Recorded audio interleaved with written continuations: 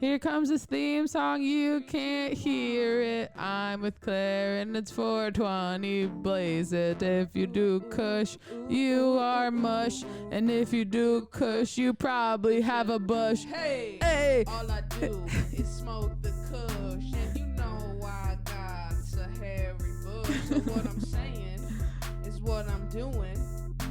I'm rolling up and snoozing to the moonin'. Are you in the mic? I can't hear you. I don't know. Hello? Oh, wait, yeah. Okay. Everyone heard you, I think. Can you talk again? Hello, hello, hello, hello, hello, hello. Can you hear yourself? Hello, Maybe my mic. Oh. No, I hear me. Wait, talk. I hear you. Hi, everyone. Hello? I can't tell. Oh, Jesus Christ. This is going great. Talk more. Talk more into the middle of your mic. I'm talking into the fucking middle of the mic. I don't know if I can Middle of the hear mic. you. I'm just. Middle of the mic. Wait, turn my mic up then. Okay. This is so shot. Can you tell that we smoke weed? Again. Hello? Okay, you're in there. You're in there. I really was couldn't in there tell. this whole time? I don't know. Because then you got me all confused halfway fucking through. We have a guest today via FaceTime. Hi. It's Mr. Skydoge. The Yeah. one and only, the Skydoge. Hi, I'm Skydoge, and I'm very confused. I couldn't hear for a second. Before we started recording, Claire was talking about, or my ear was hurting, and Claire asked me if I had cleaned my ears with Q-tips, and then I shaded her by saying, I'm not the one of the people who Yeah. are addicted to like using Q-tips every day like she is. Totally unnecessarily came for me. How do you feel about that? Well, I was first most fascinated by the fact that you were like, hold on, we gotta get this shit on mic. Like, this was the Yeah, thing. right? Like, she was like, no, we need to tune in up at this conversation. Like, everybody No, fucking there's stop more, until there's the more. mics are on. Here's how I feel. I sympathize with both sides in that I do not clean my ears compulsively, but I am disturbed by my ears not being clean. Yeah, I am too. No one wants a dirty Yeah, ear. if the wax is dripping out of your ear, baby. I remember please being get a able to. Q-tip on One that. of my icks was when like a boy would like me at school, but then he'd sit in a way where I could see inside his ear. Like I was like, I don't like you. Actually, I remember. I'm not gonna name drop, but like there was this one kid who always had wax dripping right out the fucking ear, and everybody knew. Like people would tell him, and he was like, "Yeah, that." He was like Yeah. scared of like putting shit in his ear, I guess. Which me, on the other hand, ear sex. It literally feels so fucking. What do good. you mean by? I could go like 2-3 times in a row. I'm not even kidding. What do you mean ear sex? It feels like fucking ear sex. Like the Q-tip entering my ear hole is like outrageous. It's a nice feeling, and I shove it way deep. That got really sexual, but I didn't mean for it. No. Yeah, so Okay, I'm a so- middle ground here. I do not get horny when I clean my ears. I typically No, I don't get horny, but I'm just saying. It's You like, do. No, it's the equivalent. all I'm saying, listen, this is ultimately where I land on this. Whenever I shower, after I shower, I clean my ears. And hopefully I'm doing well enough that I'm showering with some frequency. Yeah, that I still don't do it that often. I think that's what you're supposed I'm to like do. a once a week type of guy. You're not supposed to You're put supposed to, Q-tips like, in your clean it up. ears. What? You're technically not supposed to put Q-tips in your ears at all. Yeah, I probably don't. Yeah, I probably do it bi-weekly. They don't even advertise it on the Q-tip box, which is a little absurd. Honestly, Okay. yeah. Cause what the fuck else are you using it for? I feel like Cleaning it's my synonymous with keyboard? ear. Fuck out of here. Yeah, like who? No. So the reason I thought I wanted to get this on the podcast was because I had a very terrifying experience with Q-tips this week. Mila was sleeping over, my girlfriend to the pod. in case no one knows. Oh, I thought you said girlfriend of the pod. Yeah, she was like my girlfriend of the pod. I'm only her girlfriend on this podcast. On this podcast. But I was sleeping and she woke me up like really nervous because the fluff on the Q-tip got stuck in her ear, like deep, like back there, and she couldn't get it out. And I had to use tweezers to go inside of her ear and pull it out. Like, so it must have been waxy. No, actually it was perfectly clean. But I think her ear canal is really small. You don't Like, have I to had go to that push her deep. ear back to like see down it, and I was like, oh shit, it's far. Like, it's down there. Yeah, she With don't need to go that tweezers. deep. Yeah, no, it was scary. I go that deep, but I've never had an experience like that where It was terrifying. It actually came out perfectly clean, which was scary, but she also might over clean her She ears. loves it, right? I feel like she probably does. Yeah, it's fucking good. Well, be I do have careful. a problem though. I was cleaning my ears like 8 times a day. Like it was literally fucking like it was a problem. Like to the point where I had to move the Q-tips to like least accessible place because every single time I walked past them, I felt the need to put it in my ear, and it got so bad that at one point I was like, maybe I should just put my key in my ear. Like my fucking my car key, because I like the sensation. Honestly, Which like, I didn't. I understand. It sounds like a little bit of a compulsion, and like, I'm no stranger to it. I think It's like that, when you hump and when you're young and you don't know you're humping things. You just be in class and like the edge of your elementary school chair just feels a little too good. Yeah. yeah, humans are sexual beings from the time that they're born. They just don't know anything about it. You know what I mean? Yeah. Oh my god. Well, I'm glad we got that. That was You're great. welcome. I'm glad that was all on air. Like yeah, you're welcome. I'm so like glad we I'd got wanted. here. We started with cleaning ears and ended with the fact that all humans are sexual beings from the time they are born. So, as viewers know, Claire's a big Trisha Paytas stan. We've talked about her a few. Viewers know this? Yeah, like my personal friends know that I'm like personally a Trisha Paytas fan, but I feel like I don't broadcast it that much. There's several episodes where you've mentioned that you're a stan of her. Really? Yes, if you were to sit down and listen to all our episodes, you've probably brought it up in like 6 or 7 of them. Well, she does post a fucking lot, so. And what I will say, I watched Frenemies. We've don't know all sh- seen Frenemies. I'd say I've probably seen maybe 6 episodes. So we've got like a good, like, it's kind of like a horseshoe. Like, Claire's been watching this since like forever. Glow is kind of intermittent in her engagement, and I just fucking found out about this and watched 30 episodes in a week, and my brain is not doing too great. Yeah, I think we're all in different places because I've been in and out of Trisha's content for a really long time, but I also am not like obsessed or like the biggest fan of hers, but like I'll engage in her content. But there's been times where I've been a really big fan of hers and other times where I don't care. I've gone through phases with her, but I've never like unsubscribed, I don't think. Oh yeah, And no. if I had, it had been for like a really short time because I was angry with her, because I do feel like she's like a literal friend, but I wouldn't say that I'm like I just know a lot about her because I've just been watching her since forever, since a very long time. Probably I was like 14. So give us your whole rundown. When did you start watching?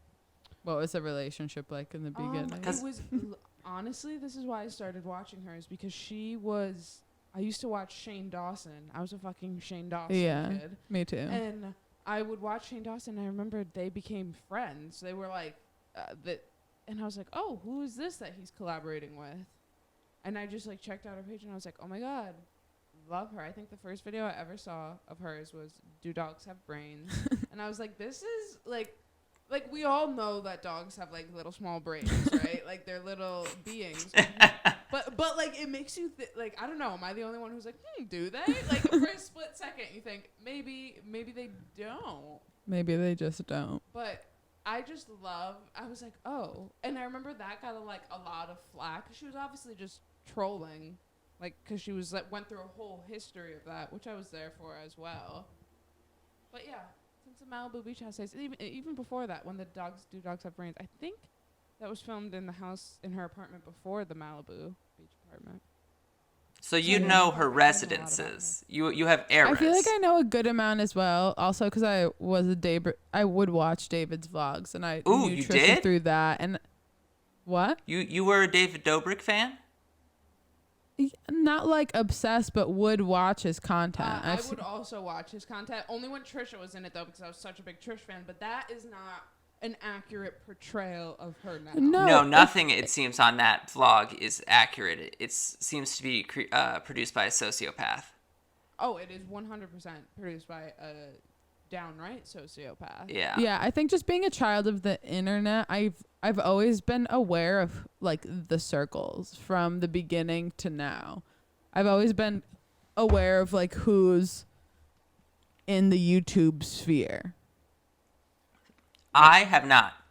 So, like, I am a person who, like, I hang out with you both, and what happened the other day, Glow? You were like, have you heard about this drama between this Disney Channel star from High School Musical, the movie, and her boyfriend? I was trying to explain to him Olivia Rodrigo and Joshua Bassett from High School Musical, the series, and everything behind the scenes.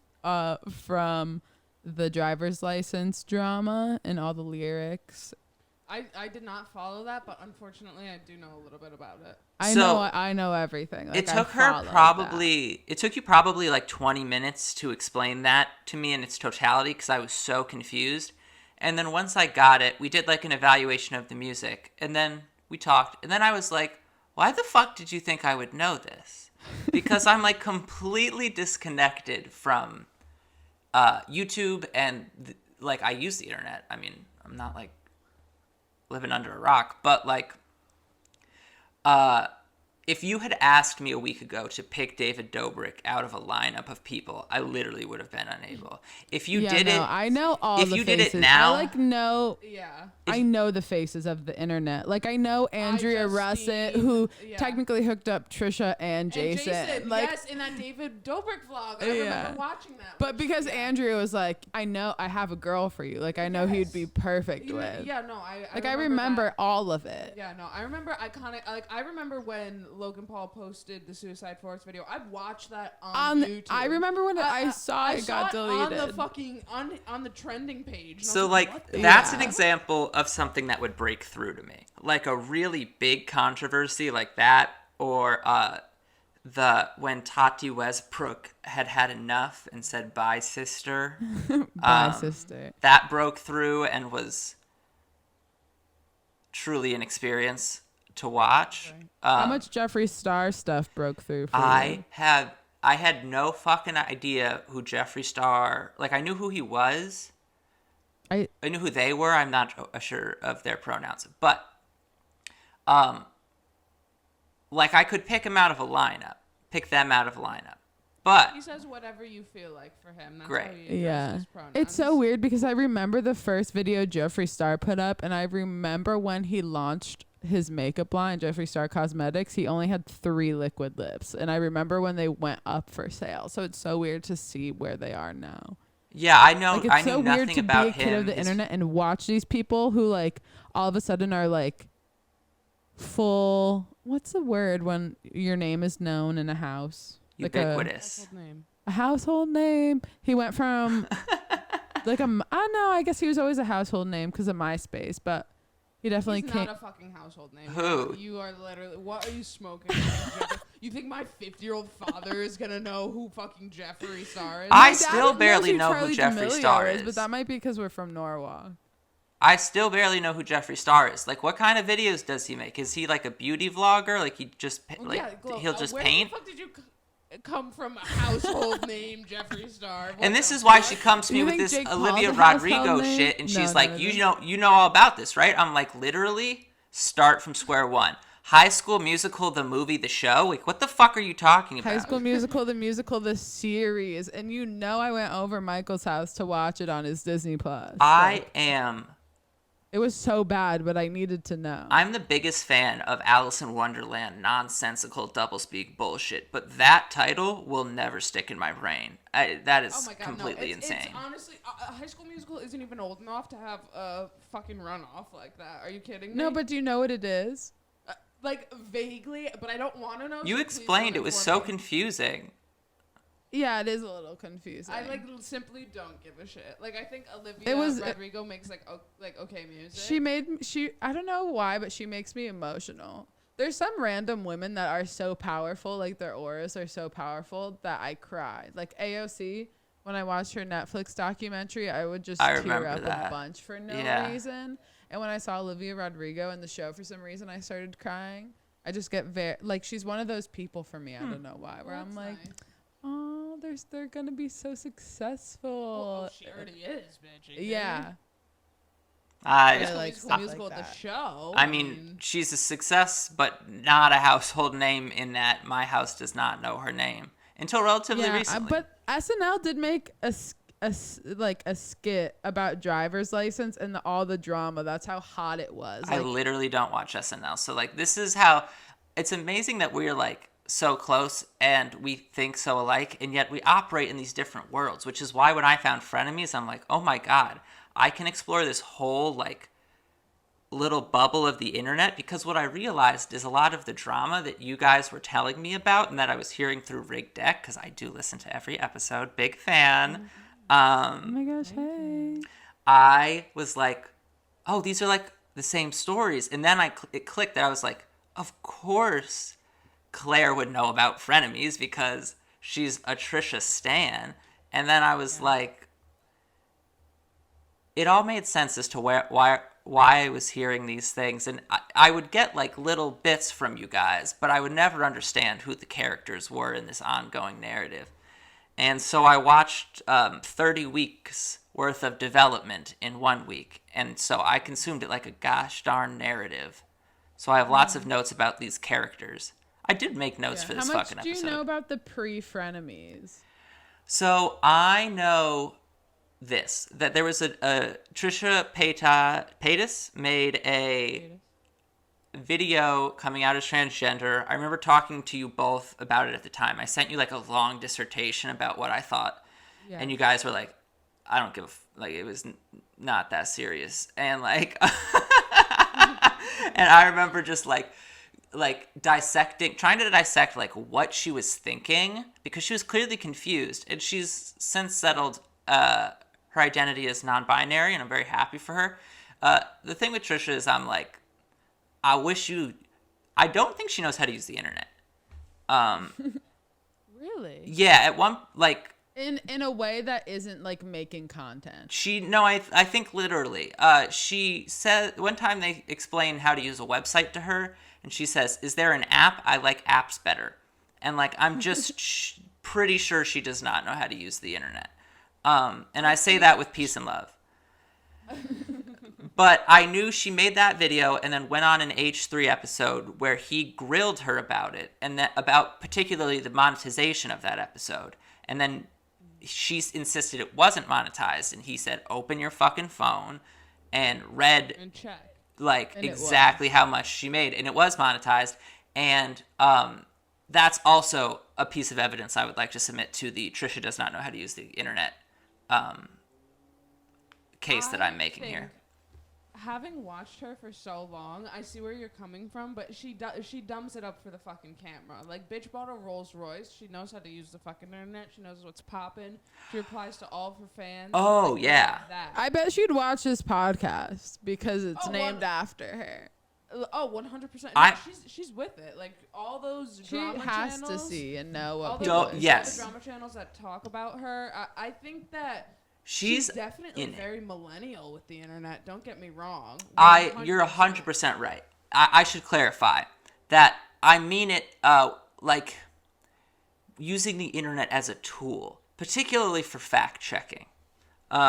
Yeah, she only uses the internet right. She's a whiz when it comes to TikTok and all of these algorithmic things. And she's what I love, one thing about this podcast, we'll talk about so much of it, but how transparent she is about the fact that it came up particularly in the episodes about the D'Amelio scandal and the snail, which I have a lot of thoughts on too. I feel like a Frenemies host. I do as well.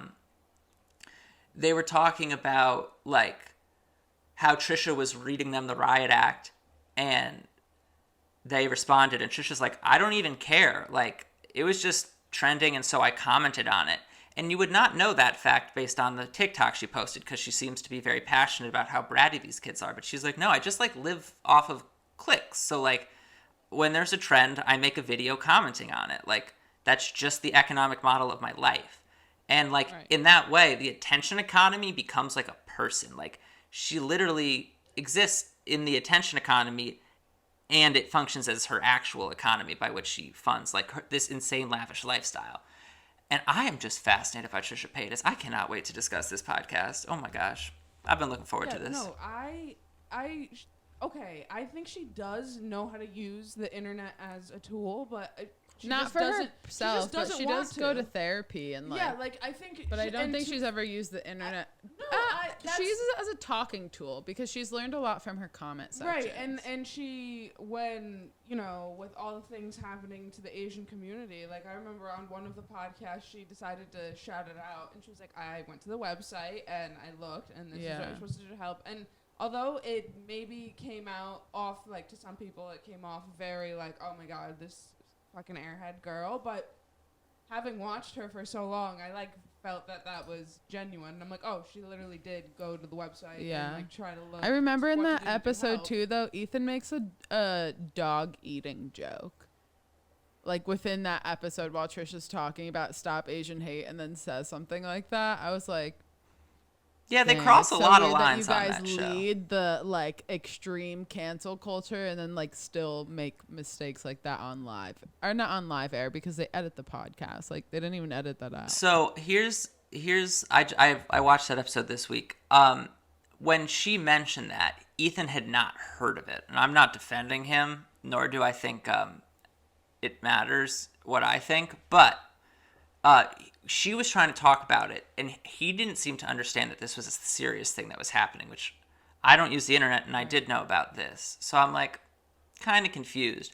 But, like, she had to try to explain to him, like, this is a serious thing to be taken seriously. And then he eventually understands,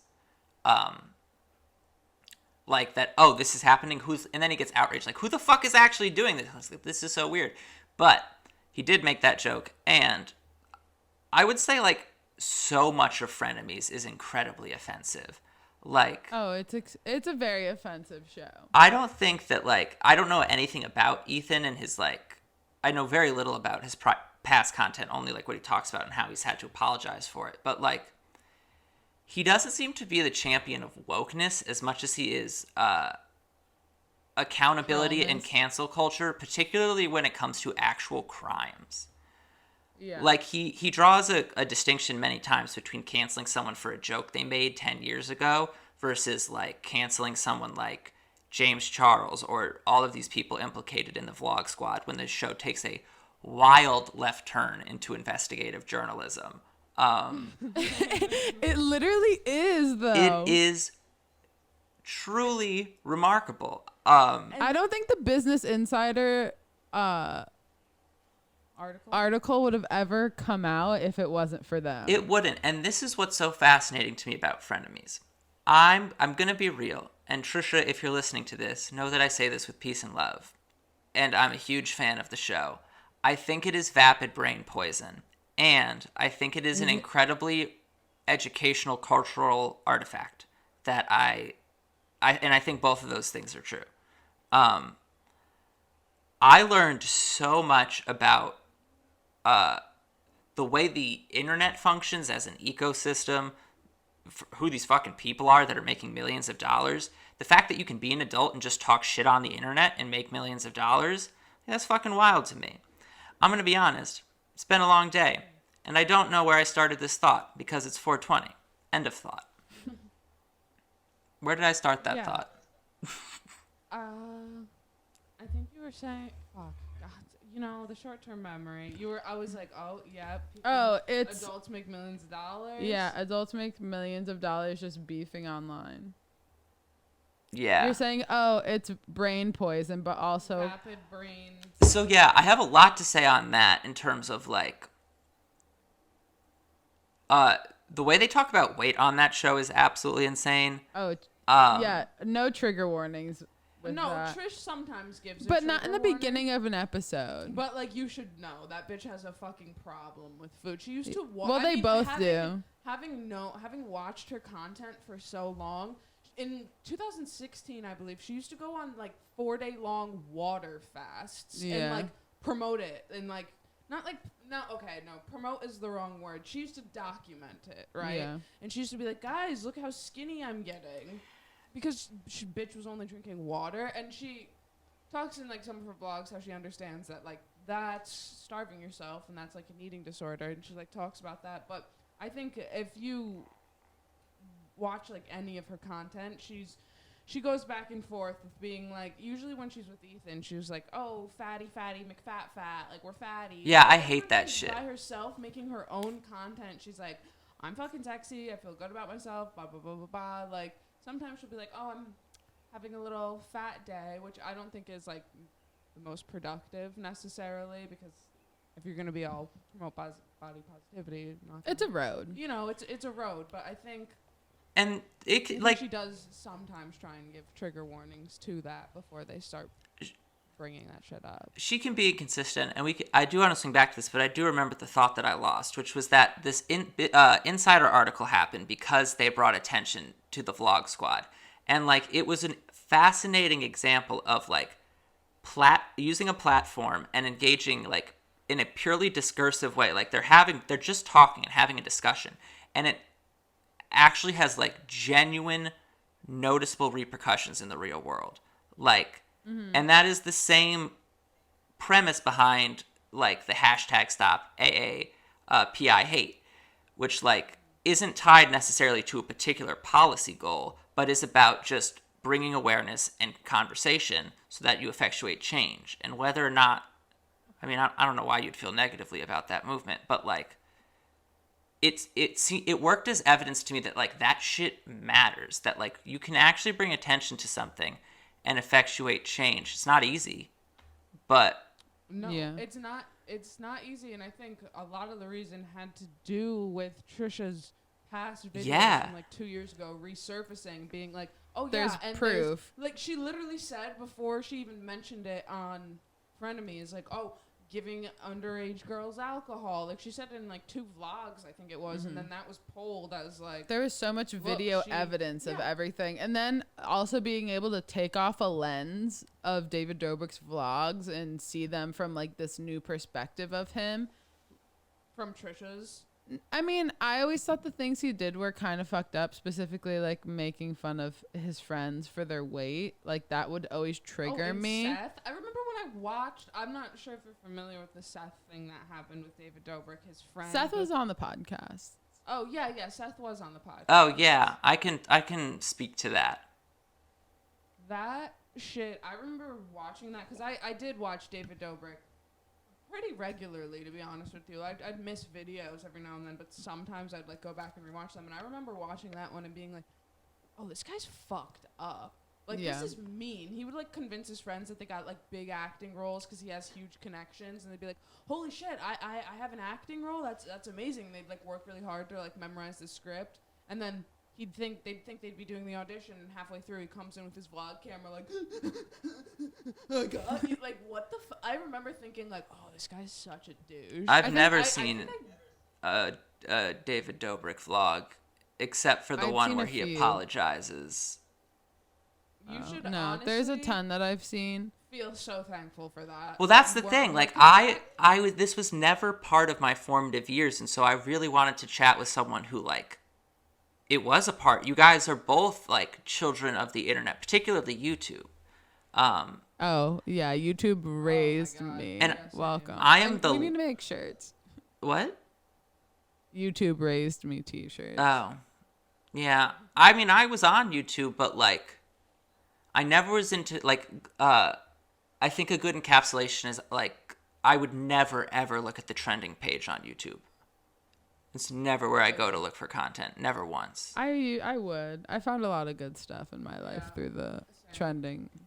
Also, YouTube. I feel like the trending page knew me in a weird way, It's probably What algorithmic. that's supposed to mean? algorithmically. Oh. Like I feel like it was always things that I really liked that were trending. Well, it's always the same things that are trending. Yeah, that's true. Especially if you like the kind of but things also, that trend. the thing about the set. Especially if you go to the trending page and like the things that trend. Yeah. Also, a part of the Seth thing that really bothered me too. Like, not only are you making your friend unknowingly make out with a man he doesn't want to kiss, like you're doing it in like the Oh, last and it time in was the fucking gorilla masks on a premeditated. bed. Yeah. And they're like, he's from Compton, so it'll really fuck him up. And it was so like racially charged and disturbing. Like that I remember being like, what the fuck? And then just like there was so fucking. He was such an ableist to fucking. So many Nick. disgusting things. I was like, Jesus. They would literally call him Big Nick because he was a dwarf. Like that's literally. I mean, yeah, if you have a fucking like sense of humor and that's like what you want. No, but like. allowing Also- an audience to think things like that are even funny. An is, audience of like, children. weird. And I'm the last motherfucker to say think of the children. But like The fact that he was on the no hate tour though, that's the thing that really sent me. that is wild. Because watching his vlogs for as long as I did, I mean, because YouTube, I don't know how many. I didn't start from the beginning, but I would jump in every once in a while sporadically and like binge a few. Yeah, I watched every vlog Trish. was Well, this is I keep think in I mind probably did this too. this is a world where Melania Trump had an anti-bullying campaign running from the White House. So like Yeah, but there was always mean things in his vlogs, no matter what. So even just that little point, but to the Frenemies podcast, I know I asked you earlier where you thought it began, but I'm pretty sure it began. That did happen, but before that, there was a video Ethan was making on his main account, and he was making fun of Instagram women. versus reality. Instagram oh versus yeah, reality. they do and he was address this on making- the show. I saw that via and then Frenemies. yeah, so Ethan was making fun of her and calling her like names, and then she like went after him, and then she went on the podcast H3 podcast, and then she kept on flirting with Ethan and saying like No, she wasn't fucking flirting with him. Well, she was just fucking with him. Well, Trisha also has that delusional belief that she talks about all the time that like she thinks 100%. every man wants to Everyone have wants to sex have with her sex all with the him. time. Yeah. And I think her you friendship don't with think Ethan. that's true for her? No. I fucking think that's true. Ethan is proof of that. Like Ethan is possibly one of the first relationships that is like I'm interested in you as a person and I am explicitly not interested in you sexually. Like we can have a close interpersonal relationship that isn't predicated on sex. And that's like I think there's a difference between like thinking, oh yeah, I'd probably have sex with them versus like, oh, I want to fuck them really bad. See, the It's like way- a thought, just a quick 15-second thought. The Like, way- oh, that's I would that's if I- called an intrusive thought though. Like that's not like a representative of who you are. And Trisha calls intrusive thoughts demon thoughts, which I think is interesting. But like we all experience intrusive thoughts. It's a question of frequency and severity. Personally, I think when she says that, I don't know, this is just the way I fucking interpret her because I've been watching her for literally so long, but when she says things like, oh, everyone wants to fuck me, like, it almost feels like she's just, like, playing into that character of, like, she literally, like, sometimes thinks she's, like, Pam Anderson. She's like, I'm fucking sexy, like, nope, everybody wants to fuck me. And then, like, obviously because it's, like, bothering Ethan, he's like, no, I don't. Are you kidding me? She's like, but you do. Like, just to, like, That's kind of. It feels like almost like she's like, okay, I know you don't want to fuck me, but like you want to fuck me. Yeah. Like she's saying it almost like, playfully, yeah. Do you know like what I as a mean? joke. Like I feel like it's something I would say if I was like really feeling myself and had like $100,000 worth of plastic surgery. I'd be like, everyone wants to fuck me just because. She's Why like, not? yeah, I mean that's Why not? who she is. She has pictures of herself hanging up in her goddamn house, like hundreds. Pop yeah, art she painting. tested high on the narcissism scale, particularly for vanity, when Dr. Drew came back and called Ethan a cuck. Right. Yeah, I mean, like, I don't think that and- everyone always wants to fuck. Yeah. But continuing their timeline. So she went on the podcast that one time, and then she pulls views, and I feel like that's why Ethan wanted her back. And she fucking pulls reviews because back to being like whatever. She knows how to work the internet. Well, that's the thing about Yeah. Trisha. You never, like, she's like Andy fucking Kaufman. Like, you don't know if she's real or playing a character. That she's an Andy Kaufman-esque person. Her bio on YouTube, if you go to About Me, it says, I'm Andy Kaufman. I'm not even fucking kidding you. Honestly, I don't disagree with her. Like, I can't tell what's real and fake because she is her shtick. If it's a shtick, and you'll never find out. Yeah. So, like, it just fuses into, like, this quizzical, befuddling, and beguiling mess that is constantly problematic and eternally endearing. Yeah. I feel like people started taking her. I feel like people started taking her really seriously when she cut off Shane, too. That, and I feel like for some reason, which is unfortunate, people started taking her seriously when she was like by Ethan's side and when she like got engaged, which is sad that she needed like that much man validation to be like, oh yeah, no, Trish is actually normal. Like, check her out. I'm on a podcast with her. I feel like that is what happened. And then a lot of people were like, oh yeah, no, she's changing her ways. She's fine. She's engaged now. She's so happy. She must be normal. Like, I feel like I see that a lot, but I'm like, oh, well, I fucking thought she was genuine, and I thought she was doing her thing, like, even before then. Like, crying on the kitchen floor and, like, exposing your ex in a fucking breakup video is the most wild thing I've ever seen. And being like, yeah, I fucking crashed my car high on meth into his house, and so what? And you're just like, wow. Like, she would say that on her own vlogs. Like, yeah. In her personal vlogs that only get, like, 140,000 views, you know? She's incredibly vulnerable. Like, wow. But the thing that I think this podcast did for Trisha was like, she's willing to show you herself at her most vulnerable, but this is like an extended, like these episodes are an hour to 2 hours each.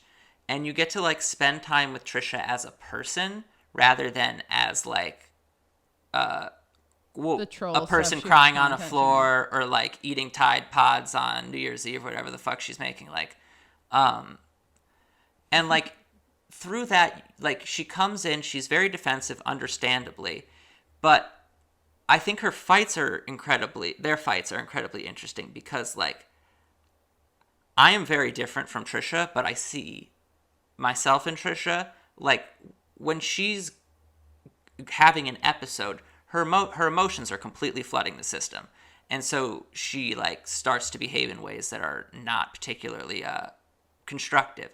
And to see, like, the entirety of that episode and then to have somebody like Ethan say, like, there's nothing you could say when you're in that mood that would make me never want to see you again, is really, it's not a pretty depiction of mental illness, but it's an honest one. It's like, sometimes shit gets out of hand and sometimes people make mistakes, but they're not eternally crazy for, like, having emotions flood their system and for, like, flying off the handle or whatever the case may be with Trish. And, like, that kind of being able to see that rupture and repair process in that relationship legitimized Trish as something more than a controversial figure. And I say that as someone that doesn't really know Trish or keep up with her prior to. Right. But I don't disagree that part of it was that, like, nobody believed this woman because she says it all the time. Like, they say I have a mental illness and so should be discredited. Like, they just say I'm crazy and obsessed and a stalker, and like, it seems like there was a concerted effort to discredit her as like any authority.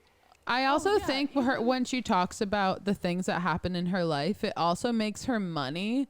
So it might come off crazy and obsessive, but she knows the click economy, like you say, and by her exposing herself, it makes her millions of dollars. Literally on OnlyFans.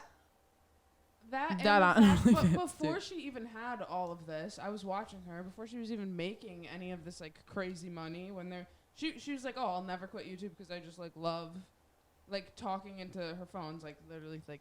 She's made a lot of money on YouTube in her lifetime, though. Oh yeah, 100%. But even if the money stopped coming in, she said she'd still keep doing it no matter what because she just like likes to do it. Yeah, I mean, which I think is like. You can't go that many years and not become obsessed with It's therapy. It has to. She reads all the comment sections. Yeah, that's not therapy. That's self-harm.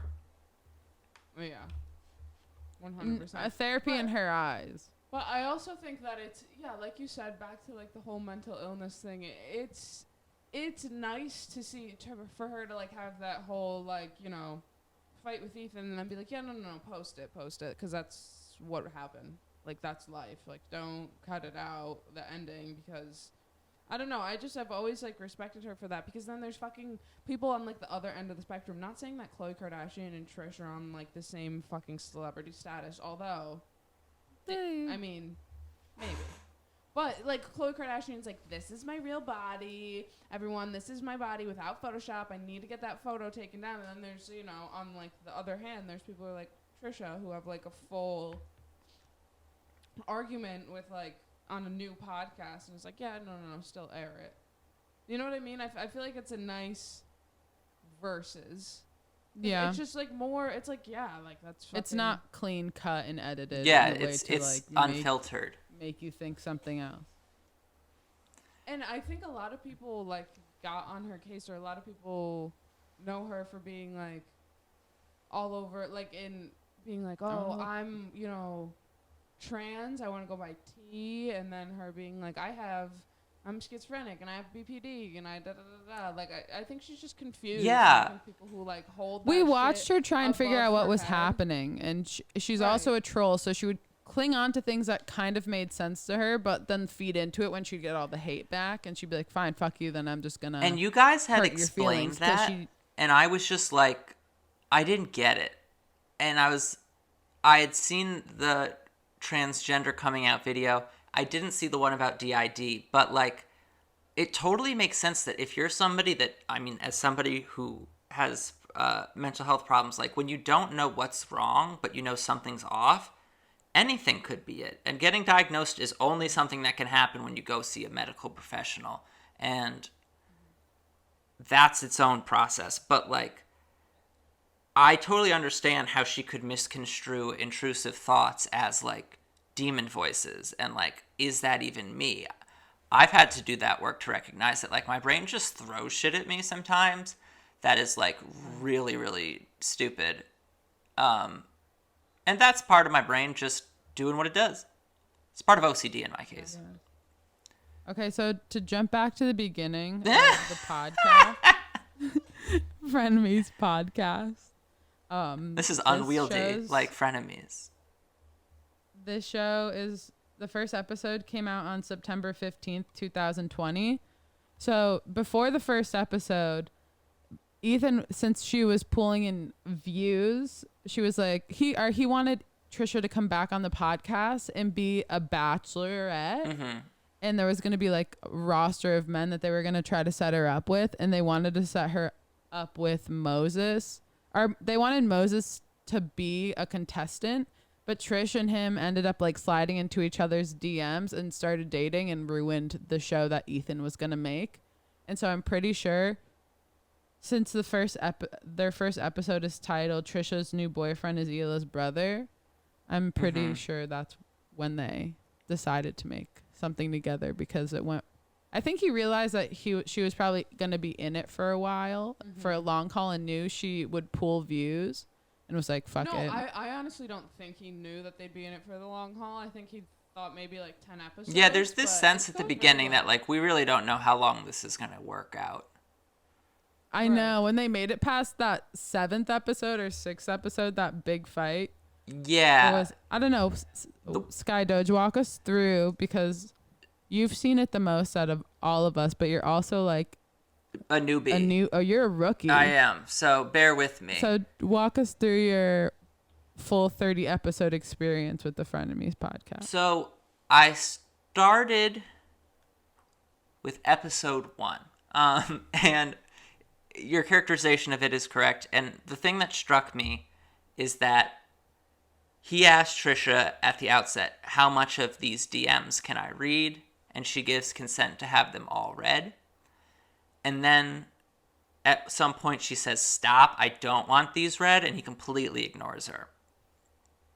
And since consent becomes such a central topic in the David Dobrik thing, it was a really interesting thing to start out on. And it also is not a way to build trust on Ethan's part. Like, he crossed a lot of boundaries and read a lot of shit that she said, I actually don't want this read, and it was all included in the podcast. So I was like, already kind of like, what the fuck's going on here? And I watched 4 episodes the first night, so I clearly liked it. Their first fight was not as serious as their second one. Yeah. I can't remember what the first fight was. Was the second one. Was their first fight the one where she walked off? She walked off It was both the party times. box. That was the second. The first time she's... I don't know if... I think the first time she's dressed as Jennifer's body... Jennifer from Jennifer's Body, and he's dressed as Uncle Fester. And Yes. I genuinely can't remember the content of their fight. But the second fight was about...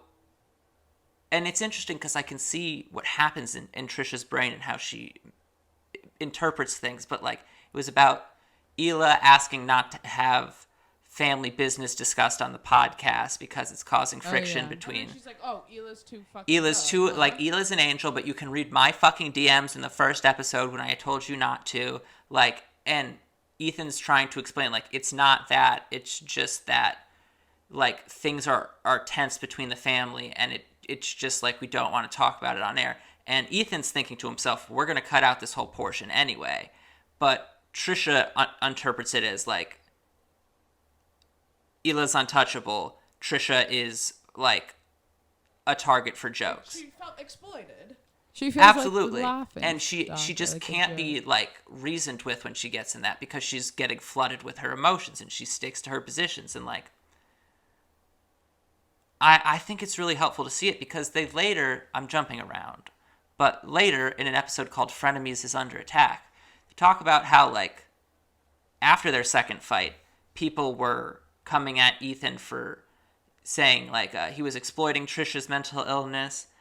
And they basically articulate that, like, no, Trisha has agency, and people with mental health can be imperfect, and they don't have to carry the torch of, like, mental health advocacy all the time.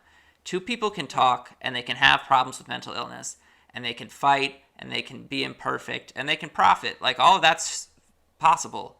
And I appreciated that, too, even as I think that they're harmful in some ways. But, like, they're very clear that they're not perfect and they don't want to be put on a fucking pedestal. And, like, I found that fascinating. It lies in this little gray area of being incredibly problematic all the time. But yeah, it's weird that they don't want that, but they still achieve that by becoming, like, the head of, like, this insane moment. I guess, quote unquote, cancel culture, but really, like, taking down someone who's committed real crime. Well, it made me think about cancel culture, and, like, I think I've completely changed my position on it in the course of a week. I have not tuned into YouTube, but there is, like, I've seen it on Twitter, but, like, people come at other people's heads for nothing. Actually nothing, but then like that I remember snail I was telling business you about how is nothing. Oh my god, Ethan has gotten swatted. What? Demi Lovato with the fucking froyo business? No, I'm not aware of What are you this. talking What is about? this? Oh jeez, you guys didn't see this? I saw a video of her talking about her favorite yogurt, and that was it. But I didn't see a video about a frozen yogurt business. Well, this was like a weird sort of, like, I guess it's not really cancel culture, but she decided to come at this, like, small local business in California because they were selling those, like, you know, those, like, Larry and Dave cookies that are, like, snack guilt free because they're sugar free and they're for like not specifically for diabetic people, but they're, like, sugar free or for celiac disease or something, gluten free. Yeah. And I guess Demi Lovato saw that and was like, it said, "Oh, eat me guilt free," and she was like, "This is diet culture. Why is this in your store? This is so terrible." And they're like, "Listen, we just, like, carry that, like, product." I'm on for-" Demi Lovato's side, but I got my own sensitivities here. There's nothing like... Yeah, I mean, it was just very strange the way she came about it. It wasn't the store, it was the company, whoever's. Yeah, it was the company that they were, you know, buying it from first off to, like, get, you know, redo the packaging because that's not the best. But Second off, she was like, the way she was saying it, she was like, well, if it was labeled like above it for celiac people, then I guess it could be acceptable. But since it's not, then I'm just trying to help them. I just want to help them so everybody, like, it's not misinterpreted and blah, blah, blah, blah, blah. Yeah, that's valid, but don't come at the ice cream store. Right. Or the frozen yogurt store. And it turned into this, like, huge thing of, like, people thinking that she was trying to cancel this, like, small local business. Yeah, that's not what she's trying to do. Yeah, no. But that's what I'm saying, how it gets out of hand, the cancel culture, and, like, people thinking that, oh, since they sell this and Demi Lovato said that whatever, it just got completely misconstrued, and then she had to make a whole public announcement about it. Yeah, I mean, like, maybe the people on the right side of the aisle have something right when they say this shit's getting. So what's your opinion on cancel culture now? Well, I mean, it's hard to sum up in one statement. I mean, it's incredibly complicated. I do want to say on that cookie business, that any marketing which appeals to guilt around food is fucking disgusting to me. And, like, It's not the small business owner who designed that packaging. He does carry the product. I wouldn't come for his head. Doesn't seem like Demi Lovato was coming for his head. Like, that product exists for people who have to cut certain things out of their diets. I don't know why guilt is implicated in that, besides diet culture and food shaming. And I think that's bullshit as someone who's been susceptible to that garbage. I think diet culture is a cult. I'm going on record. I just want that on record. When it comes to cancel culture, and I think I'm far more sympathetic to the concept of redemption for, like, social infractions. And by that I mean, like, these off-color jokes, these saying something completely fucked up. Trisha is like a literal gaffe machine when it comes to Judaism. Like, she loves Judaism so much, but she knows nothing, and her ignorance makes her almost constantly anti-Semitic. But it doesn't come from a place of hate. It comes from pure ignorance. And whether or not that constitutes a harm is not for me to decide. But you're Jewish. I'm not Jewish. In the Jewish faith, your mother needs to be Jewish for you to be Jewish. My father is Jewish, but we're not practicing in any way. Okay. So, like, I don't think I don't identify as Jewish, though it is part of my heritage. Okay. Yeah. But I mean, I'm not offended by it. I'm usually shocked by the ignorance. But in most cases, she's able to take in new information and turn on a dime because of, I think she's a great demonstration of the Dunning-Kruger effect. I'm not on track. Much like an episode of Frenemies. Yeah, so back to the concept of cancel. Let's get back on track. Back to cancel culture. People who commit crimes, like Frenemies ultimately ends up uncovering, those people need to be, in my opinion, ought to be deplatformed, canceled, insofar as, like, they should not be allowed to continue to make money. They should face repercussions. Yeah. Low key, like YouTube's Harvey Weinstein in a weird way. Very that. And, like,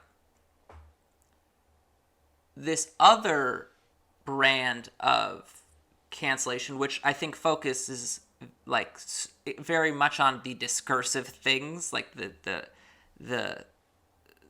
policing of language on, like, social media and canceling someone for, like, being disrespectful to a private chef when they don't like a snail. I want to... Oh, God, I keep getting distracted.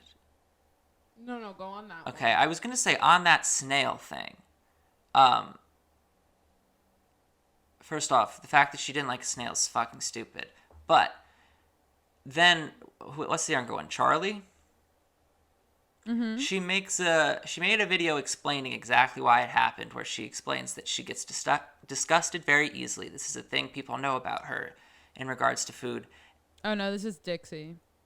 It happened to the older one. Sorry, did you say older one? I don't know. Whichever one had the snail controversy. Right. Dixie. Okay, Dixie. These people are from our hometown, and I don't fucking know them. This is how much I'm not immersed in this world. But she describes that they know that she gets disgusted by food very often. And then Ethan comments that, like, you throw up all the time. It sounds like bulimia. It's not. It sounds a lot like something called ARFID, avoidant and restrictive food intake disorder, where, like, food grosses you out and you're literally prone to disgust. I have it, so I know it. And so I was like, y'all are giving this person shit for something that is, it was approached from the angle of class, but I think it's truly a clinical issue. And also, food preferences is an insane thing to cancel someone for. So, like, that kind of shit, I'm off board. And so, yeah, I think there's a problem with cancel culture. But, like, their whole beef with the D'Amelios and, like, the TikTokers is, like, absolutely absurd. Yeah. Like, Trish is just, like... That's for the clicks and the click economy. Yeah, 100%. And she admits that, but she also continues to do it.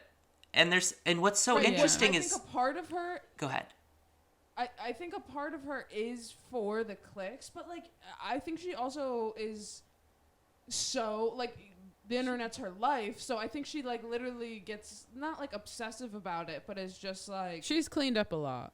Oh, yeah. She's cleaned up from those, which was, like, 4 months ago, but like, yeah, I think she... No, she still makes mistakes every day, but it's, like, drastically different with more approaches. The other day she, like, came for fucking Addison Rae for, like, relating her to Britney Spears, and I think Addison was probably just like, oh my god, like, I feel like Britney Spears with, like, all this paparazzi because it's, like, so new to her. And like, the Britney Spears documentary just came out, so it's like, so we know more about obviously Britney Spears. Addison was probably just trying to be like, make it fucking, I don't know, some, like, a relatable statement, and then Trisha, like, did come for her on TikTok and was like, you are not Britney, how dare, I'm sorry, Britney, that she even muttered her name in the same sentence, like, something like that. And I was like, oh. Trisha has her own babe. Like, I know, strange relationship. I know it's for the clicks and everything, but, like, I feel like Trish is also, like, feels like she, for some reason, has, like internet superiority because she's been around a while, and, like, so she's like, she's senior. She feels like it's her duty to be like, oh, no, you're not Britney. So, like, you do know what I mean? Yeah, like, check the new TikTok stars and, like, just, like, take a seat. No, you freshman, you can't sit at this table. Yeah, humble them. Very much that. So that's what I mean by, like, obsessive, right?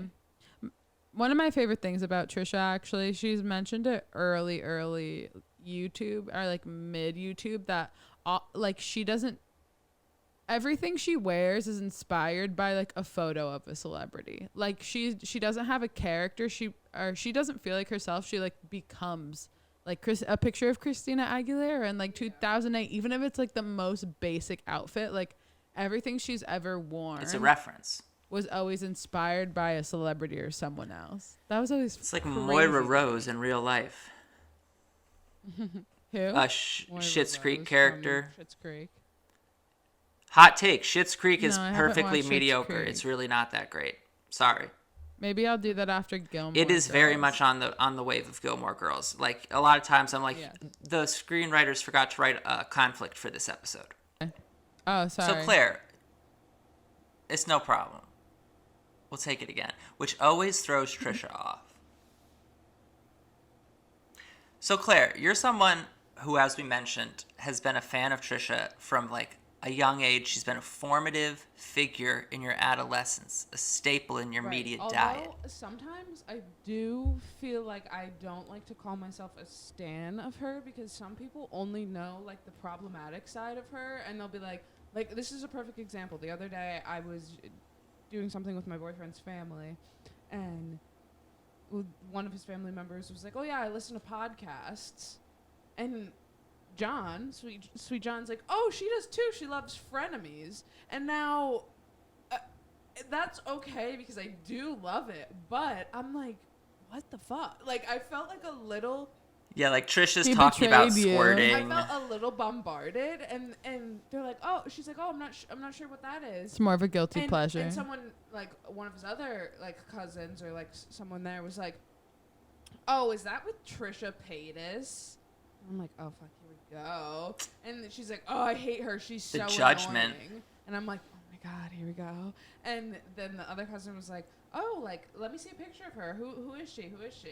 And she showed a picture of her. She's like, oh, yeah, I think I've seen her before. not the biggest fan. And then so now I'm looking, I'm like, first off, it's a family function, so I'm not going to be like, okay, well, first off, you don't know her. Like, I'm not going to get into that whole discourse with them because I don't even think they wanted it. I think they're just being like, oh, yeah, whatever. Not my I thing, did you know. find myself being like, oh, yeah, no, I like it, but I like a lot more podcasts, too. Like, trying to, like, deflect from the fact that I know so much about her because, like I said, people only know her for, like, some controversial reasons, or people will, like, clip her and then, like, put it on TikTok of just, like, her saying some, like, something coming off, like, super anti-Semitic, but it's, like, coming from, like, It happens all the time. A really genuine place, I guess. Also, it's not. I don't think Trish is dumb, and she's proven 1,000 times that she's not. But the ignorance is just. Okay, give me if she's proven 1,000 times that she's not, just because she has money. Yeah. No, she I'm knows like, a lot of stuff. I'm trying to like, count them. I mean, when they did the She Are You knows stuff. Smarter Than a Fifth Grader, I'm not sure if you watched that episode of Frenemies. The sister didn't know that much. I thought she did. Well, she murdered in the English I thought category. she did really well. She murdered it in the English category. Yeah, But then when it came to things like science, I'm pretty sure she had a really rough time. that's where we have the moment where she hits us with the hot take that we don't even need gravity. Right, that's what I mean, right? So it's like... She gets the question People right. like to laugh at her because she says identifies that gravity's the correct answer, but then says, but we don't even need it. And it's like, that's one of those Kaufman-esque moments where I'm like, are you real? Is it a real thought? It's really hard to read her. And that's like another thing of why I'm like, oh, do I even... Like, saying like I'm a fan of her and like, oh, I feel like she's my friend. I'm like, obviously, like, she's not, though. Like, it's all just a character. She wants us to feel Yeah, like, it's a parasocial yeah, relationship. she wants us to feel like we're her, like, closest friends, of course. Like, that's the point. So... Growing up with her, though, it has given me, I personally feel like a very open mind, especially to ignorance. I feel like I'm a lot more patient with people who are just, like, saying a little bit off-the-wall things. Because I'm like, okay, where is this coming from, though, right? Like, I always want to know, I feel like I want to try and see everybody's side of the scenario. And I also think it's really interesting... Because I like people with similar personality traits to Trisha. Like, I don't know if I've mentioned Tiger Belly before with Bobby Lee. She recently went on it. I was like, I love Bobby Lee because he's also like... Wait, she went on that one?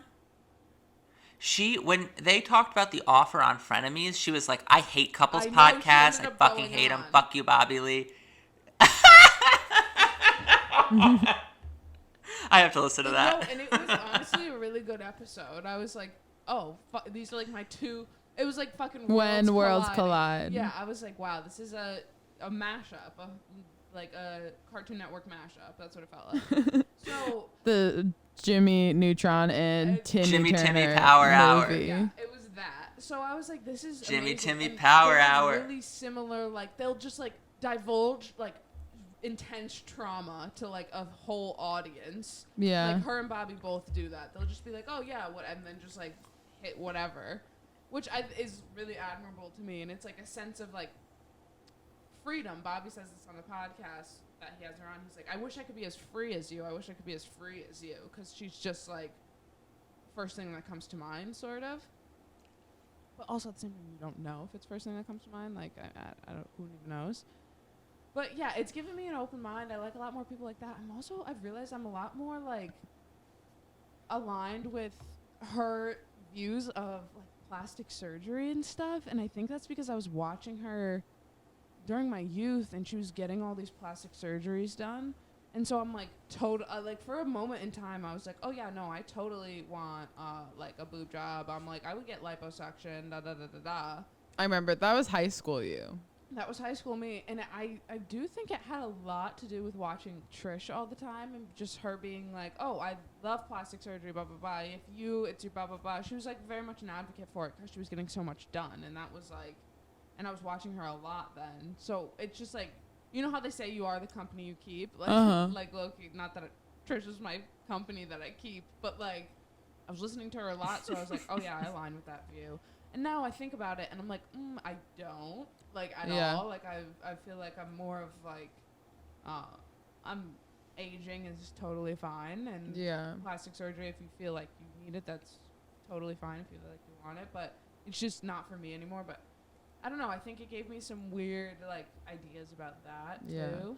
When you say it's you are the company you keep, it's so weird because we're kind of the first generation to grow up with people who vlog their life, so they're online being themselves, but they accidentally become an internet persona, but it's like their life, and then there's like people who build these parasocial relationships with them where it's like, no, we're best fucking friends. It's so strange. Like you and I know everything about you. I've watched you grow up. I know who you're in a relationship with, like where you've lived, like your trauma. But it's also like, and obviously, but they're real ass people. Usually, it's like a celebrity playing a role. But we're the first people to like grow up with YouTube and have these people who are just recording their daily life accidentally become like technically like TV for some people.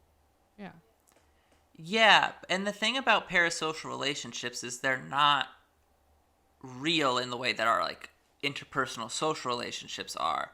Like we don't see vloggers do day-to-day like quotidian basic stuff, but in Trisha's case sometimes we do. Vlog their daily life. I mean, like I grew up with Shay Carl, but like, do they really like doing a daily vlog every day, showing his children, like family style vlogging. I watched that. Oh well, that's its own nest of unethical bullshit. But that's YouTube. You should not be allowed to have. Yeah, and that's what I grew up with, fair. And I feel like that's what a lot of people on YouTube grew up with.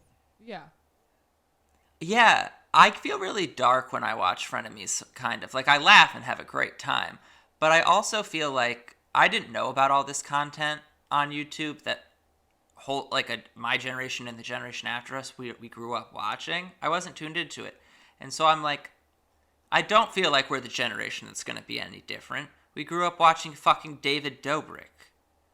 And that makes me sad, but maybe I'm just cynical. Right. But before David Dobrik, we grew up watching Jackass. At least Jackass was consensual. Yeah, that's true. That's very true. Yeah, no, and it's tough to see like the trickle down effect of the David Dobrik phenomenon, I guess, because like I 100% like that culture was definitely emitted into like party culture of like my generation. I feel like people want to record, which is just super incriminating. Like that's a very common thing to do now.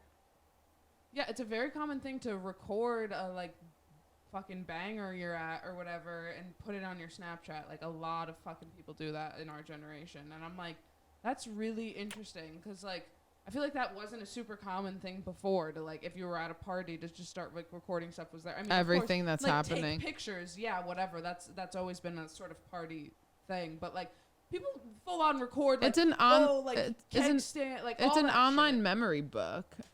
It's just like taking photos. It's what everyone used to do. It's just like now I'm and it'll be there forever. It's a fucking nightmare. Oh my god! And like I even have photos of like girls that I used to party with in college of them like rolling around fighting each other on the floor, like completely pissed drunk. Oh my goodness! On like a public restroom floor, and I'm like that, and I would post that shit on my Snapchat, not even a private Snapchat, like to my Snapchat, and be like, ha ha, lol, because you're like drunk.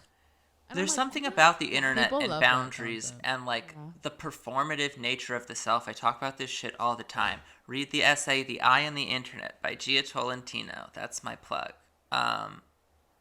It's like we know these people, but they're also producing the form of themselves that we see.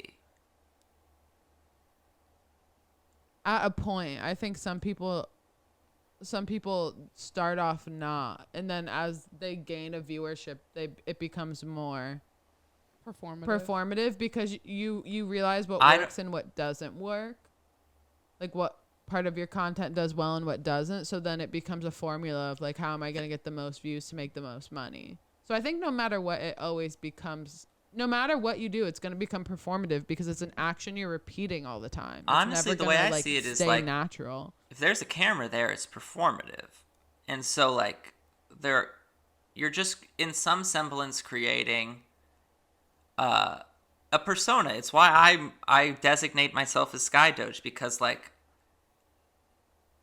there are things that aren't relevant to being on camera, and like I don't know. Maybe Stephen Colbert felt that way, but his persona was yeah, also and like his that name. would be confusing to me, identity-wise. And I don't know. I mean, it like is your persona, but it's also like You. But you're also the commodity in the attention economy. It all just feels so weird and uncomfortable to me. Lady Gaga, whatever she does as Lady Gaga will always be Stephanie. Like, I feel like no. because you have to choose. I mean, in most cases, you choose the persona that you want. I guess I find it like, unlike Trisha, Yeah. who is like a fusion of persona and self, I find like a clear demarcation and delineation really helpful. I guess that's what I'm trying to articulate. I don't know why. Yeah. See, I really. I think most people is appreciate- just blurred. I appreciate. I the I blank do that too. she It's gives. The it's like beautifully we were saying quizzical. before, It's I think Tana Right. Mojo's the same as Trisha Paytas. I've never they- watched they her get- They always content. get paralleled a lot. I do have a clip of I don't. yeah, I have a think clip of she's Trish saying like, as iconic. you know, like that clip of Tana getting spit into her mouth. I mean, like if it wasn't COVID, kind of hot. And then Ethan's like, we're not gonna do that. I think Tana could get to Trish level as she stays in the business because Trish has been in it much longer. They're not really comparable in the sense of like They are comparable time. in the sense of time because Trisha's been on what for 10 years and No. so has Tana Mojo, hasn't she? no, not 10 years, dude. Dude, I think she was making videos when she was like 15. Hey Siri, She's how old not is 25. Tana? She's like You'll need to unlock your iPhone first. Not worth it. no because when was Tana Mojo's first YouTube video or like her first? She was probably 16 or 17, and now she's 22. I mean, And granted, baby makes like $3 million a month on OnlyFans. I'm like, how? I didn't know she was on that. Mm-hmm. really? Not. It's not for me. Yeah, but she's one of the interesting. high paid people. I don't know if it's 3 million. I feel like she said she's made that's 3 another million in a thing, though. month. Like having Trisha, watching her like since I was literally 14, And I've then- always been like, oh, sex work's fine. Oh yeah. I've always thought that because she was always so open about her whole like experience and how it is like sometimes what she was doing like could be scary and like wasn't worth what she went through. And I just always like appreciated the openness and like the general growth that like, oh, you can go from that to that. Like it's possible and it's like she's a perfect example of it. And like it doesn't define your character or who you are at all because you could be like a podcast host and a sex worker. That's like, you know, I think it gave me a lot of perspective on what that. professionalism is because your whole life you're taught like if you're a slut, quote unquote. like, Right. you'll never get a job. And You'll like, never get a job. I mean, this is like a political issue, but like, I think Trish is a useful, I don't know about useful, but like a quality portrayal of a sex worker in the public eye that like, there's been a shift in attitudes around sex work and the idea that like legalizing it, it's called the world's oldest profession for a reason. And by legalizing it, you make it so that women are not put in more vulnerable situations. And there are these like ways around typical laws like OnlyFans, where you're still having this transactional exchange for whatever explicit content. And like, first off, there's a benefit of safety in that like you're not even in the same room as the person paying you, and that's wonderful and remote. Right, but also It's that virtual like sex work. that doesn't define who she is. Like, to your point, she has like a whole rich life beyond OnlyFans and beyond the things that were in her past. And like, I feel that she's a complex person in that, whether it's mental illness or sex work or like ignorance but curiosity, like she's so comfortable being open and vulnerable and also imperfect. And she doesn't feel ashamed of that. And I think that's so admirable because I feel constantly ashamed of shit. Yeah, like it's like so like freeing to watch someone be like, oh yeah, no, I do sex works and I just packaged like all of my sex tapes. You could get it for $5 on OnlyFans, but like I'm also engaged and my wedding's next month. Yeah. And I love my life. Like I think that's like an amazing, like, because she's empowered. like She's the portrayal one she's that's giving. marketing Okay. herself, profiting, and in control of the content being produced. Right. Yeah. And that was a nice way to like watch her. But I also I realized that I am like, as soon as I denounced Shane Dawson before his whole scandal. I don't know, but when she denounced Shane, Done I was ties. like, oh, Yeah. It's done. over. It's like literally will never watch a video again. Like I was like, maybe if he'll make a comeback, I'll check it out because like I want to see what he says. And now I simply don't even care. I I'm like, honestly that's so fucked up. am glad that And like she, like really. I might be like reading too much into it, but it seems like Ethan and by getting into the family via Moses, she's found a community of people that like actually give a shit, as opposed to these vapid relationships she's had with these other creators that don't care about her as a person. Right. And I'm glad she has that. Yeah. Yeah, she has a family now. Yeah, that was nice to see. That was a nice come around for her because she'd always been like, oh, can you believe fucking... I don't know if you know this, Skydoge. I know you know this, Chloe. She doesn't eat anything with sauces. Yeah, she's a she'll sauceless eat dry bitch. salads. She doesn't use ketchup, mustard, none of that. Everything Why? dry. She gets Just the like- burger dry. She gets the chicken tendies dry. She only eats buttered pasta, no tomato sauce, Is it just like her which preference? we love. Yeah, it's just her preference, but I think it's very interesting because she'll post mukbangs of her eating literal dry fucking salads, and everybody just like freaks the fuck out in the comments because it's Yeah. she's I literally mean- just eating romaine. Do you think we'll ever see her like go into normal media again? Because she's been on like all the game shows and Ellen and stuff, but do you think she'd ever, like how she talks about how she'll leave the Yeah, she's H3 delusional. To podcast? go on Broadway. In the best way. Yeah. But do you think she'd ever break into normal? Why like, do I think she? Oh, she literally could be. on Broadway. I don't know if that's no, me not just even being, like, a Broadway, but stan. like an anchor on she's Good too- Morning America. She would fit or a late like, night format, maybe. I would never put her on a morning program.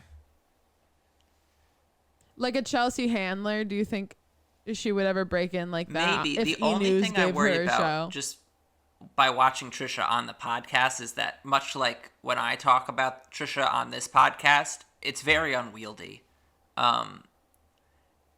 Her thoughts, they go all over the place. And I don't know how well she would do.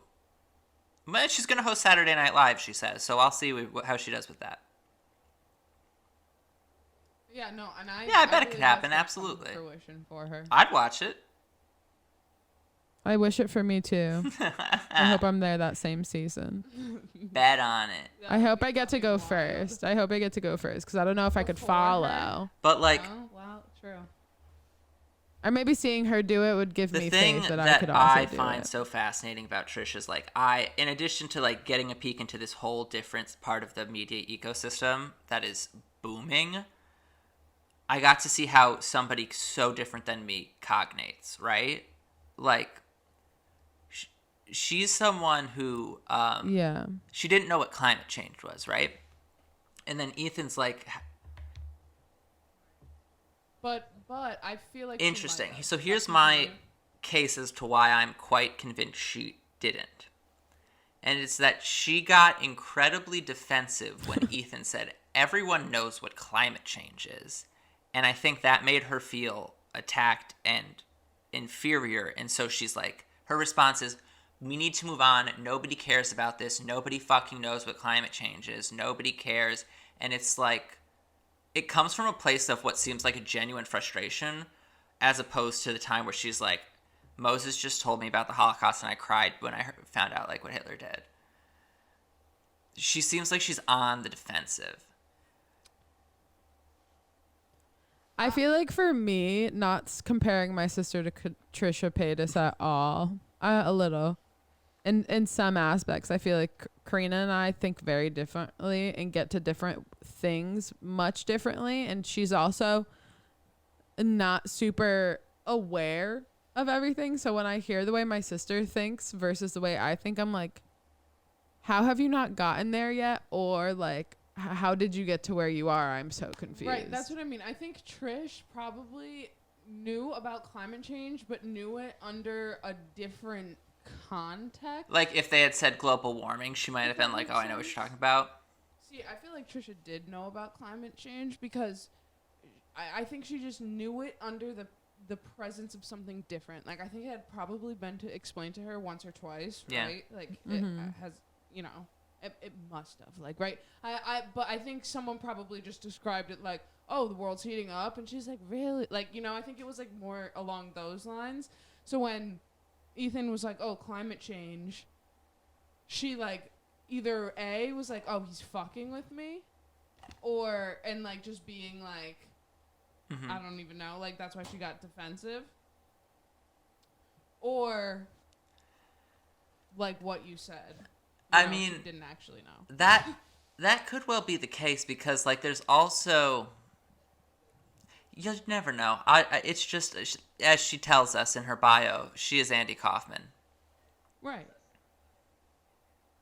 Yeah, I feel like there will be documentaries based off the internet and very structured around people. Probably her. I would say there's probably like 10 or 15 people that I could think of. But I feel like there will be documentaries about her the way there was about Andy Kaufman. Probably. Her documentaries about just who? Crazy. No, Glow said Trish. No, I missed it. Like Andy Kaufman. There's My documentaries of him. Yeah, no. But as long as she does, I mean, not as long as she doesn't, like... Yes, thank you for bringing that up. Jewish thing. People would still cover that. Yeah. The Judaism is... So Skydoge sent us, honestly, an entire compilation that I feel like you should post. Of just, like, you know how those could get, like, some clicks on YouTube, just if you want, because it is a literally yeah. like, not knowing anything about Judaism, but, like, aligning herself with the culture. Yeah, appropriating all of its culture and symbolism and knowing none of what it means. And it doesn't come from a place of malice. It comes from a place of her not knowing enough to understand the reverence for the symbols that she's co-opting. Whenever anyone mentions cultural appropriation, she says it's cultural appreciation, and she doesn't think about it any more than that. Yeah. I think it also kind of connects and ties to the fact that she always dresses like other people. Yeah. She's never felt like herself. So she'll like grasp to something and not realize how offensive it is to the people who are actually like that, whether it be like culturally or religion or whatever she's like obsessing over that week. No, not in like a whatever she's obsessing over. She's so obsessed. Yeah, not in a but like yeah, like how she was obsessing over Adam Sandler and she's like moving on a Jack Black thing. Like, I mean, understand what you're I saying. think like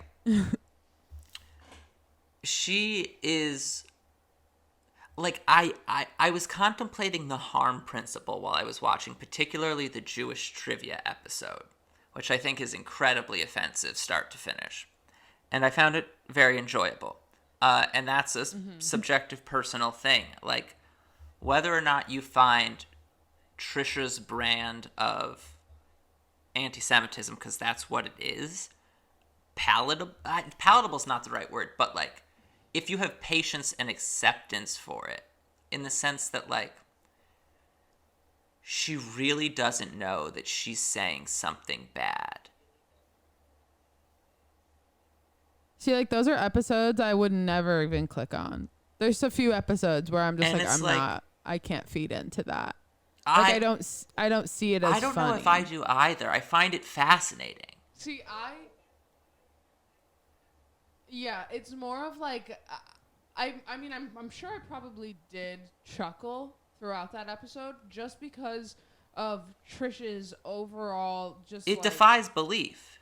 Persona. Like, it's just like, see, you're just like, there's no fucking way you didn't know about the Holocaust. I know, but like, just it's like, that's what makes it funny, because you're like, yeah, what? Like, you're just like, but you love, and she's just, and the way she uses it's so wrong. Is like so out of pocket. Okay, but the thing is, it's like comical. Like, yeah, but the thing is, like, we grew up with like. Okay, no, I'll tie it to this, like, David Dobrik content, right? You people are just Shane Dawson. You put things out and you don't realize there's any harm or like intent to harm, because you think you're being funny, and you know, like, in your own heart, you think things aren't as bad because you're not coming from a bad place, and that's how we view Trisha. Mm-hmm.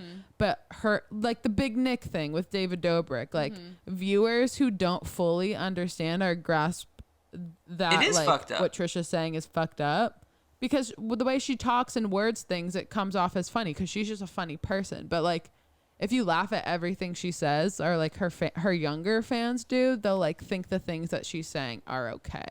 Just how like big David Dobrik in that whole vlog squad would make fun of Nick for his dwarfism, or Jonah for his body, or like whatever Nick. If you think that it's okay because Trish is doing it, then you need to like evaluate. No, persona. not that Trish is doing it, but like people who are fans of her who saying. like don't know that it's out of pocket. I think everybody knows. I mean, not everybody necessarily. I think people know that, like, because Ethan is. Yeah, like he's the straight man to her crazy comedian, like, whatever Kaufman-esque thing. Yeah, and she's like, no, I could say that, and then they'll like do the whole like explanation thing where he's like, you literally can't because it's offensive, and like you don't understand the like. But Trish is an example impact of someone saying really offensive stuff and like here's being the thing. Uncancelable. So people are like, I could get into a state where I'm similar to Trisha and like say really offensive stuff or be a bad person like Jake Paul. Like, yeah, she is. She definitely has. Like, oh shit! Like, not that they're. The thing that I find so interesting is like she will say these things that are offensive, and then she'll be faced with information. There'll be slight resistance. And then she'll be able to do a complete 180, having learned new pieces of information without feeling any, like, discomfort or ideological constriction. Like, the beliefs all exist in a vacuum. Like, all of these thoughts are not connected. So, like, I sent you a clip of... Oh, I might not have sent you this clip, but she's talking about how they're doing Jewish trivia, and the question was, at what age does one go through the ceremony of a bar mitzvah and a bat mitzvah? And the answer was 13, but girls apparently have their bat mitzvah at 12, but in America everyone seems to have it at 13. So they were arguing, and Trisha goes on this whole thing about like, whatever, like, who cares about bat mitzvahs anyways? We only care about bar mitzvahs. And Ethan's like, what about women empowerment? And he goes, she says, not in the Jewish world, which is a reference to the fact that Orthodox Judaism doesn't allow women to be rabbis, which they discussed earlier. And then, so she's on this kind of like anti-feminist thing, and then Dan chimes in and says, it's International Women's Day. And she does a complete 180 and goes, oh! And just like applauds and feels like, just, there's no embarrassment, there's nothing... But I don't think she takes back what she said about No, the she Judaism she world. doesn't. Like in her She doesn't American understand. world. She's like, gay feminism. She's completely detached from it, and it just defies belief. And like, whether or not I feel like some people think that Trisha is a problem, that like she really needs to be canceled, and I am not the arbiter of that. I think like everyone deserves to be able to Yeah, make money. I ultimately think like Get your if someone's balance. making content and you think they shouldn't be making content, don't watch their content, and then the market will make them wither. But like, I just found this such a fascinating look into a mind that just it doesn't work the same as mine. It can't understand memes. It can't understand the setup and then punchline format. Or at least she pretends not to. And we'll never fucking know. And that's the beauty of it. Yeah. That's the allure. Who are you? She's Is like that- a you're like, human what is puzzle this? box. But Yeah. the weird thing is, Well, she's it holds a also lot of so value, open. and, She like, tells us back exactly to, who she like- is all the time. And yet we're still a little bit, like, confused. There's this weird tension. I'm fascinated. Right. Because I don't think she knows Right. who she is. She says she doesn't all the time. She has no idea. Yeah. And like maybe who she is the curation of all the things she's made on YouTube. And also all the I things mean- she's consumed. Like media and the loves of like culture or pop culture. Yeah. I mean, she like, has in her life. Like for real, she had a Beetlejuice personality. when that was Beetlejuice early on Broadway. frenemies, and I fucking love Like, Beetlejuice. And I was like, you know, me and Trisha, we've got some common ground. Beetlejuice fucks. She had a full Yeah, and then she had a Beetlejuice Prince of bedroom. Egypt Full themed Beetlejuice bedroom. bedroom, Like, she goes past the line all the time. And it's like, you're either okay with it or you find it horrible. Like, for example, my mom is very open to, like, all kinds of shit. Like, any media, she's, like, really open-minded. She cannot stand this program. And it's like, I showed her, yeah, she hates it. She's like, Frenemies? she finds it immediately annoying, and she says she cannot understand their back and forth, that they're just meaningless words. And I'm like, I don't even know what the fuck that means.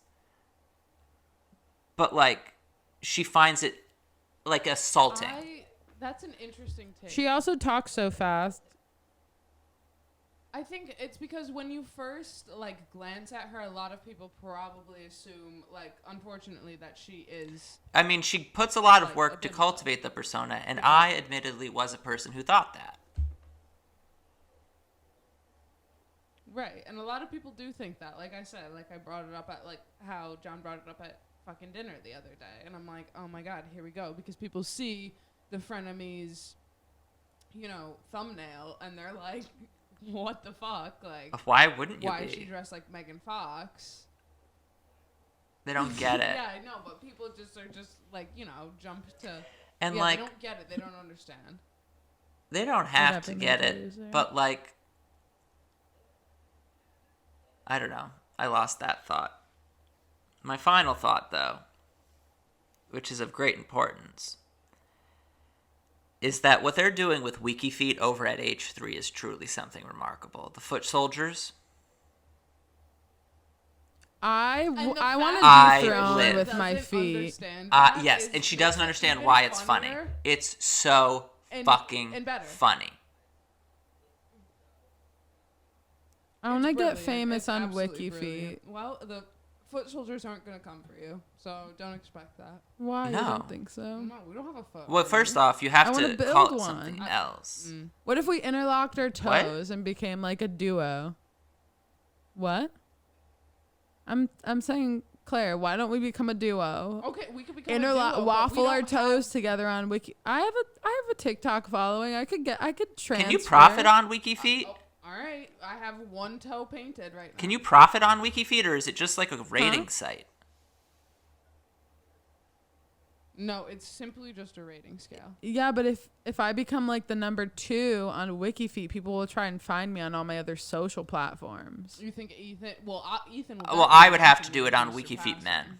I just want to try. WikiFeet and WikiFeet Men are different. What? Right.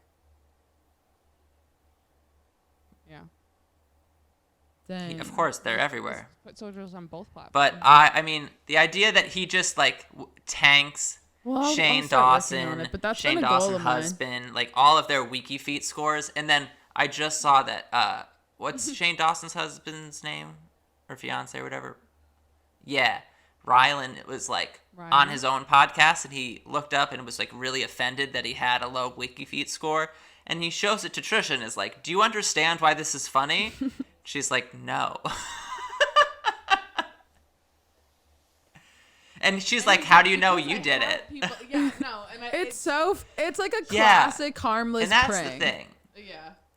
Because pranks That's like the suck. perfect harmless prank. It's a very office prank, like stapler and Jello. No Like, one got hurt. It's just silly. It means nothing, but it is so fucking funny. So So good. that's got everything. conclude That's our everything on my list. I mean, I've got 2 more episodes of Frenemies to catch up on. I think I might watch tonight. I feel You know, the and if need to anything watch. Ever happens with her, we could do another one of these because I could truly keep talking about. I feel like I know. I've probably watched every single one of her videos with the I exception of, cannot like, maybe stay one. in the YouTube bubble extensively, but I do think I'll probably keep up with Frenemies week to week. It just like this whole And I'm like just a 1 creature week of of the like internet. total immersion in it was wild. Thank I- you. Yeah. My I'm my just a brain is creature of the chemically internet. altered, but it's for the better. Yeah, I like chaos. I know that was crazy, but congratulations, you made it. Hooray! Definitely Thanks for a having crazy me, place to Burke jump in. Bjork. Tune into the Liberal All right. Bubble on Tuesday. In 3, 2, 1, here's our outro music. Yay! Thanks for coming on the cast. Skydoge. Woot woot, you should come again.